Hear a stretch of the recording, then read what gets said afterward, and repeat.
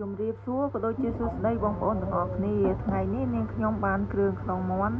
មកឆាប្រៃផ្អែមសម្រាប់មុខម្ហូបនេះដែរយើងអាចយកវាទៅញ៉ាំជាមួយបាយឬក៏យកទៅធ្វើជាគ្រឿងក្លែមបងប្អូនកាន់តែអែមឥឡូវនាងខ្ញុំមកប្រាប់ពីវិធីឆាប្រៃផ្អែមឲ្យមានរសជាតិឆ្ងាញ់ហើយកុំឲ្យមានធុំក្លិនឆ្អាបបងប្អូនតោះយើងទៅមើលគ្រឿងផ្សំនិងវិធីធ្វើទាំងអស់គ្នាដំបូងនាងខ្ញុំមានគល់ស្លឹកគ្រៃហាន់ហើយនិងស្លឹកក្រូចសើចម្ទេសរំដេងខ្ទឹមសខ្ទឹមក្រហមនិងស្លឹកម្រះព្រៅសម្រាប់ម្ទេសនាងខ្ញុំដាក់ចំនួន5ផ្លែពីព្រោះនាងខ្ញុំអត់សូវចូលចិត្តហឹរបើសិនជាបងប្អូនចូលចិត្តហឹរខ្លាំងបងប្អូនដាក់តាមចំណូលចិត្តរបស់បងប្អូនទៅសម្រាប់គ្រឿងក្នុងមាន់វិញបងប្អូននាងខ្ញុំយកវាទៅហាន់បន្ទាប់ពីហាន់ហើយយើងយកវាទៅច្របាច់អំបិលយើងច្របាច់ហើយយើងលាងវាជាច្រើនទឹកដើម្បីសាច់យើងកុំឲ្យមានធុំក្លិនឆ្អាប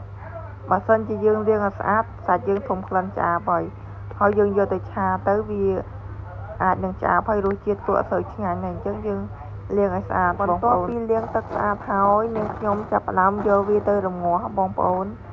នាងខ្ញុំរំងាស់វាឲ្យដាច់ទឹកប្រៃសិនចាំយើងយកមកឆាតែបងប្អូនខ្លះគាត់យកទៅស្រុះទឹកក្តៅបងប្អូនតែចំណែកខ្ញុំយកវាទៅរំងាស់ឲ្យដាច់ទឹកប្រៃពីព្រោះនាងខ្ញុំចង់បានរាងក្រៀមដែរបងប្អូនអញ្ចឹងខ្ញុំយកវាទៅរំងាស់រាងយូរបន្តិចតែរំងាស់យើងកុំបើកភ្លើងខ្លាំងពេកបងប្អូនបើកភ្លើងតិចមកដើម្បីសាច់យើងឲ្យវារីងស្ងួតល្អអញ្ចឹងបងប្អូនបើកភ្លើងតិចហើយយើងចាប់ផ្ដើមដាក់គល់ស្លឹកគ្រៃបន្តិចមករំដេងបន្តិចមកឲ្យវាកាត់ក្លិនឆ្អាបបងប្អូនឥឡូវសាច់យើងបានស្ងួតទឹកប្រៃបណ្ដើហើយបងប្អូនបន្ទាប់ពីយើងធ្វើការរំងាស់រាងយូរដែរខ្ញុំចូលចិត្តរាងក្រៀមបងប្អូនអញ្ចឹងខ្ញុំទុកវារាងក្រៀមតិចបន្ទាប់មកយើងចាប់ផ្ដើមដួសដាក់ចានទុកវាមួយឡែកសិនណាបងប្អូនបន្ទាប់ពីយើងដួសដាក់ចានទុកវាមួយឡែកសិនហើយយើងចាប់ផ្ដើមទៅឆាគ្រឿងបងប្អូនយកវាទៅឆាជាមួយគ្រឿងនៅក្នុងវីដេអូនេះបើសិនជាបងប្អូនចង់ចេះមុខម្ហូបអីផ្សេងបងប្អូនអាចខមមិននៅខាងក្រោមវីដេអូនាងខ្ញុំបាននាងខ្ញុំនឹងចែករំលែកឲ្យបងប្អូនបានដឹងបើសិនជាបងប្អូនមានចម្ងល់អាចខមមិនសួរបាននាងខ្ញុំនឹងព្យាយាមតបឆ្លើយបងប្អូនឥឡូវដល់មុខម្ហូបយើងវិញដំបូងនាងខ្ញុំដាក់ខ្ទះបងប្អូនដាក់ខ្ទះវាឲ្យរាងក្តៅបន្តិចមកបន្ទាប់មកយើងចាប់ផ្ដើមចាក់ប្រេងឆាចូល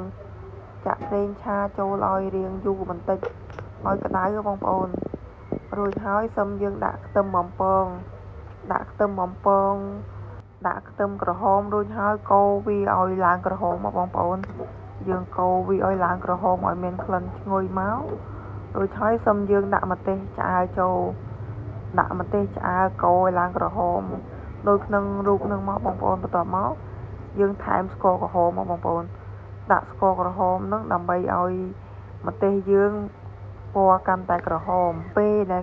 គ្រឿងយើងកូរជាមួយស្ករក្រហមឡើងរាងក្រហមបន្តិចមករួចហើយសឹមយើងដាក់គ្រឿងចូលបងប្អូនគ្រឿងមានរំដេងស្លឹកក្រូចសើចខ្ទឹមសហ្នឹង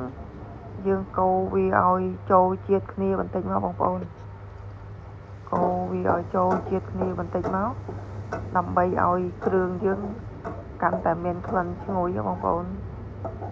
សម្រាប់គល់ស្លឹកគ្រៃវិញនាងខ្ញុំអត់ទាន់ដែរបងប្អូននាងខ្ញុំចាំដាក់ពេលម្ហូបយើងជិតឆ្អិនពីព្រោះខ្ញុំយកគល់ស្លឹកគ្រៃនឹងធ្វើបន្លែគ្រឿងយើងមានក្លិនឈ្ងុយហើយរួចហើយខ្ញុំដាក់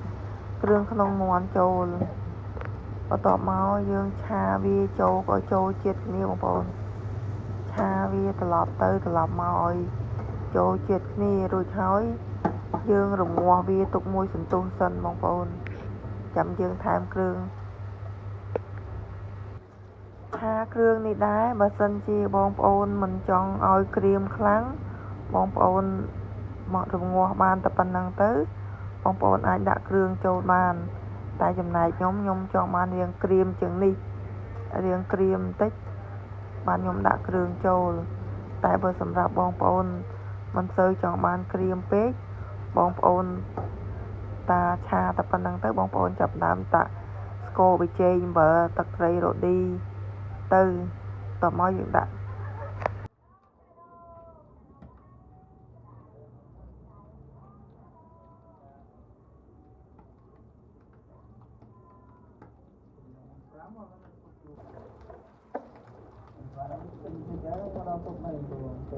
គ្រឿងក្នុងមាន់ខ្ញុំរៀងក្រៀមបន្តិចហើយបន្ទាប់មកខ្ញុំដាក់គ្រឿងចូលបងប្អូនមានស្ករប៊ីចេងម្សៅរ៉ូឌីទឹកប្រេងខ្យងទឹកត្រីបន្តិចមកតមកយើងឆាត្រឡប់ឲ្យវាគ្រឿងចូលជាតិជាមួយសាច់ទៅបងប្អូនដាក់គ្រឿងចូលរួចហើយនាងខ្ញុំរំលីងវាឲ្យគ្រឿងនិងសាច់ចូលជាតិគ្នាបងប្អូនរំលីងវា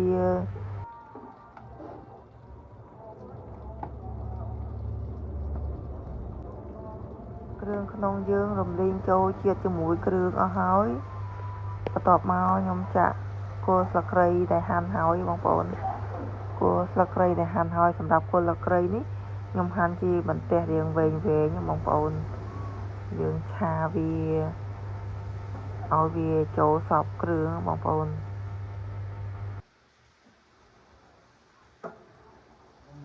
ពេលមកជាមួយពុនវាទៅអាទៅពុននេះបានមានស្អាតទៅ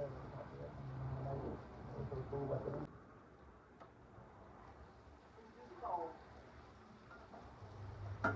ឆាគល់ស្លឹកគ្រៃជាមួយសាច់ឲ្យចូលជាតិគ្នាហើយនាងខ្ញុំចាប់ផ្ដើមដាក់ស្លឹកម្រះព្រៅចូលបងប្អូនស្លឹកម្រះព្រៅនេះសម្រាប់ធ្វើបន្លែបើសិនជាបងប្អូនចង់ដាក់សម្រាប់ស្លឹកម្រះព្រៅនេះដែរបងប្អូនដាក់តាមចំណូលចិត្តទៅបងប្អូនចូលចិត្តម្រះព្រៅរាងច្រើនបងប្អូនដាក់ឲ្យច្រើនទៅពីព្រោះម្រះព្រៅពេលដែលយើងឆាចូលជាតិជាមួយគ្រឿងទៅវាមើលទៅក៏មិនសូវឃើញច្រើនដែរហើយម្រះព្រៅយើងឆាជាមួយគ្រឿងក្នុងមាន់ចេះមានរសជាតិឈ្ងុយខ្លាំងបងប្អូនឥឡូវមុខម្ហូបយើងបានឆ្អិនហើយអរគុណបងប្អូនដែលចូលទស្សនាពីដើមដល់ចប់សូមចុច Subscribe ម្នាក់មួយផងបងប្អូនឬក៏ចុចសញ្ញារូបកណ្ដឹងដើម្បីឲ្យមានកម្លាំងចិត្តធ្វើវីដេអូចែករំលែកអំពីមុខម្ហូបប្រចាំថ្ងៃចែកជូនបងប្អូនបន្តទៀតអរគុណបងប្អូន